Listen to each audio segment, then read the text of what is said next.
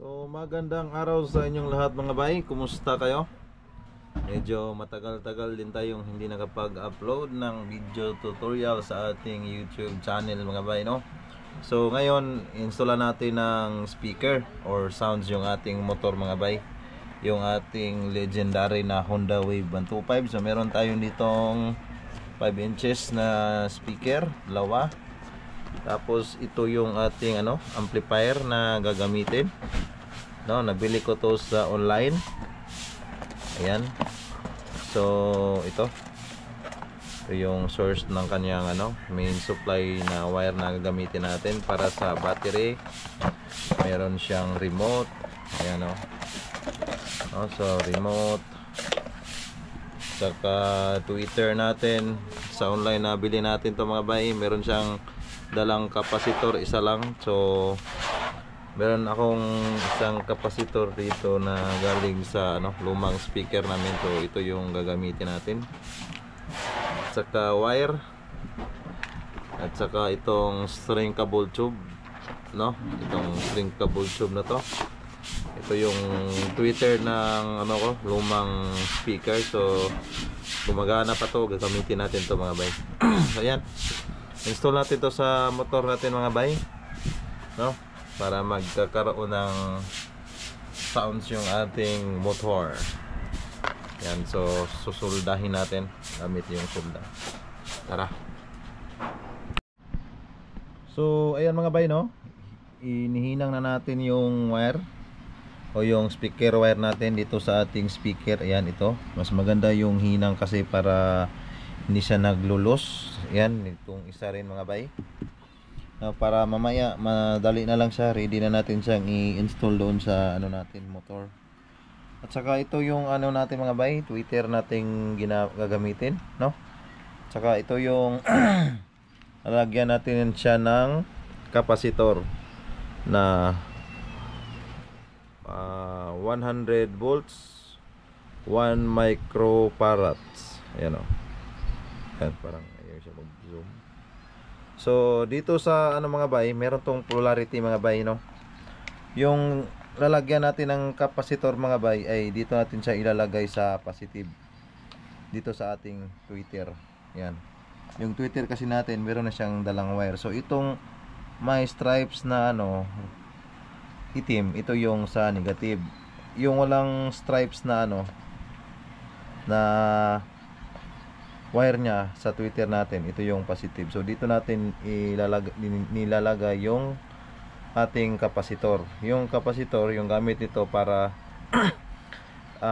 tataas yung tunog ng ating tweeter. So ayan, dinugtungan natin siya ng konting mga bay dito.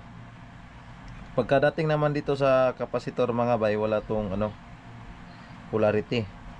So series lang yung pagkano yan, isang paa dito, then isang paa dito.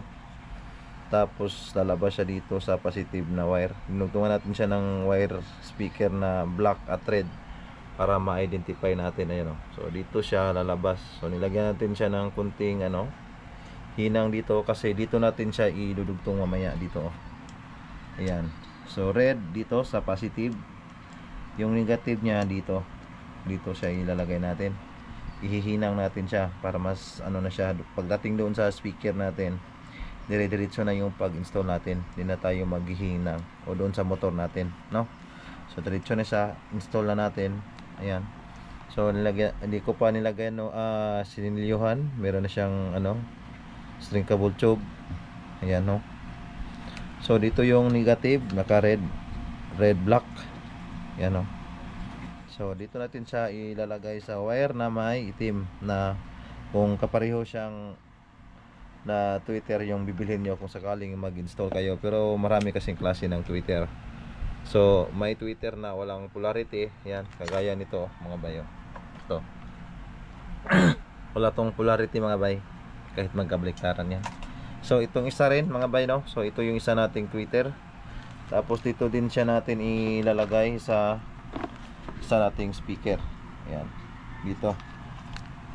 At saka same lang din yung mga bay, sit up nya, So yung walang stripes na itim, ito yung positive. Yung may stripes na itim, ito yung negative nya. So dito rin natin inilagay yung ano natin, kapasitor sa positive. Tapos dito siya lalabas, ayan o, dito. Saka ito yung negative ng ating tweeter. Yung black, yung red, yung positive. Tapos dito natin siya idudugtong mamaya mga bay, dito sa isang speaker natin. So tig-iisa sila mga bay. At saka sisilyuhan muna natin ng ano, ano natin yung string cable tube. Ang gamitan natin ng lighter. So tara. So ayan mga bay, no, na-install natin tong tweeter nya. Baka magkamali kayo, i-double check nyo lang ng maayos. So yung red ng ating tweeter, yan, yung may capacitor, yan yung sa positive. Ayan, positive. Yan na mga bay, positive. Tapos yung may stripes na ano, black, ito yung negative. So dito natin siya inilagay sa negative. Meron yang ano mga bay, oh, may palatandaan yan, positive at negative. So makita mo yan, maliit na. Kung wala kang pang ano, panghinang, pwede mo siyang iano mo na lang, manual mo na lang siya, o yung mano-mano, no, as long as mahigpit siya, so okay na yun. Kung wala kang panghinang, saka i-electrical tape mo kung wala kang string cable tube. So ayan, ito sa kabila ay naano na rin natin, same procedure. Check nyo muna mga bay. So okay na yan, no, naka ano na, oh, okay na. Yung may capacitor nasa positive yan, ito red. Yung negative ay yung black, yan, dito sa ating ano, tweeter. So buo na mga bay. Hindi pa natin nasilyuhan ng ano, ng string cable tube. Kung wala kayong string cable tube, pwede kayong gumamit ng electrical tape. At saka ito yung ating ano mga bay, main supply para sa ating ano, sa ating amplifier, para mamaya dito natin siya i-install. So depende yan sa amplifier na mabili nyo. Ayan, oh. So ilagyan natin siya ng konting wire. Red ay yung positive, yung black yung negative nya. So dito natin siya isaksak mamaya mga bay. Tapos ayan, so doon natin to ilalagay sa ating battery ng motor. Ito naman, dito natin siya ilalagay dito, positive, red at black. Ayan. Ganito yung forma niya. Wala kasi tayong tagahawak ng ano mga bay, camera. So ito yan, oh. So red ay red to red, at saka black is black. Black negative, at saka yung red ay positive. Yun lang. Ganun lang siya kasimple mga bay. Doon na natin to. So i-plug and play na natin to doon sa ating ano, motor. Doon sa ating Honda Wave na ano, 125. So tara, no, silyuhan muna natin tong mga ano niya. So ayan mga bay, no, dito natin ilalagay yung ano, meron na tong butas kasi yung may unang ari nito, nilagyan na to ng speaker. Ito 8 inches, tapos yung nabili natin ay 5. So ito, so dito natin ilagay yung isa, saka yung isa dito sa kabila. Yung tweeter siguro hahanapan na lang natin ng paraan kung saan natin sa ilagay. Saka dito yung ating tweeter, ito, no. So tara, lagay muna natin siya dito para masimulan na natin at matesting na natin. So ayan mga bay, no, ito yung ano, una nating install yung power ng ating ano, amplifier. Ito mga bay, kasi mahirap kasi kung panghuli natin siyang install kasi nakaharang yung speaker dito. So itong black yung negative, yung red yung positive mga bay. So kapag nag-install tayo nito, una nating install itong positive dito, panghuli na yung negative, para kung magkasagi-sagi man to sa ano, bakal, okay lang kasi negative yung bakal natin o yung body ground natin. So install muna natin, una natin yung positive mga bay, para hindi tayo mahirapan mamaya. So ayun mga bay, no, na-install na natin, no, i-install natin ang una tong supply ng ating amplifier. Ito mga bay, kasi mahirap kasi pagka nauna yung speaker tapos mahuli to, mahirapan tayo kasi nakaharang yung ano natin, speaker dito sa positive at negative ng ating ano, battery. So yung una yung i-install dito yung positive, no, hindi kasi tayo nakabili ng i-terminal. So ganun lang yung pagka-install nya. Tsaka lalagyan muna sana natin to ng fuse, kaso lang di rin tayo nakabili ng fuse. Okay na yan mga bay. So install na natin yung speaker. Tara, para matesting natin. Pagkulag sulod ni. So ayan mga bay, no, na-install na natin speaker natin dito, itong dalawa, tsaka yung tweeter natin dito, natin to ipwisto mamaya. So mamaya na lang, so i-testing muna natin. And then yung next, ito yung ano natin mga bay, yung supply. So ilalagay na natin to dito sa ating amplifier. Saka on natin. Ayan o. So naka-on na siya mga bay. Tapos i-testing natin mga yung music lang na walang ano, yung walang kumakanta, baka maka-copyright pa tayo dito. Sige, testing natin mga bay. So naka-ano na siya, naka-bluetooth. Tsaka ayan o, yung mode niya naka-bluetooth. Meron siyang bluetooth mga bay. Meron siyang USB, yung load line. At saka meron tong FM o radio. Kaya natin load.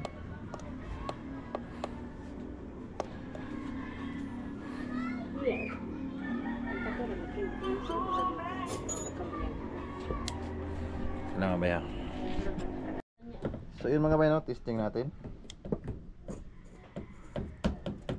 Bluetooth mode. Bluetooth, and then ito yung pangalan ng amplifier 803. Paired. Yan. Disconnected. Ay, balik natin. Paired. Okay. Tapos testing natin itong walang ano lang, baka maka-copyright na tayo nito.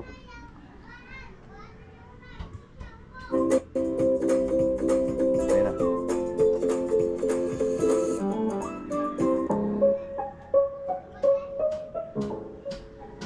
So okay siya mga bay, no? Ayan. Baka maka-copyright pa tayo nito.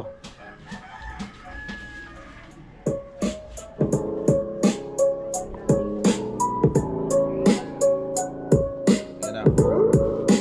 Twitter.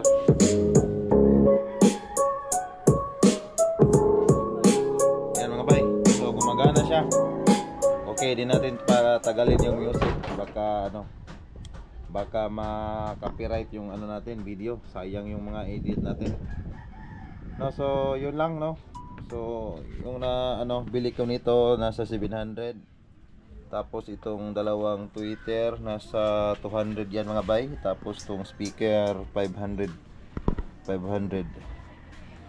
So nasa mga 1,000 plus yung ano natin dito, gasto ng ating ano, nabili para sa speaker natin. At saka naka full wave na rin yung ano natin mga bay, yung motor natin naka full wave na to. So kaya kahit anong load yung ano ilagay natin, so kaya ano suportahan ng ating charger yung ating battery.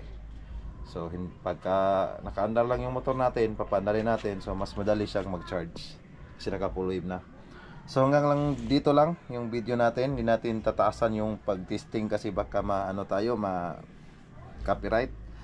Ayan, so sana meron kayong natutunan at saka ingat kayo palagi mga bay. At saka ano, God bless sa inyo lahat.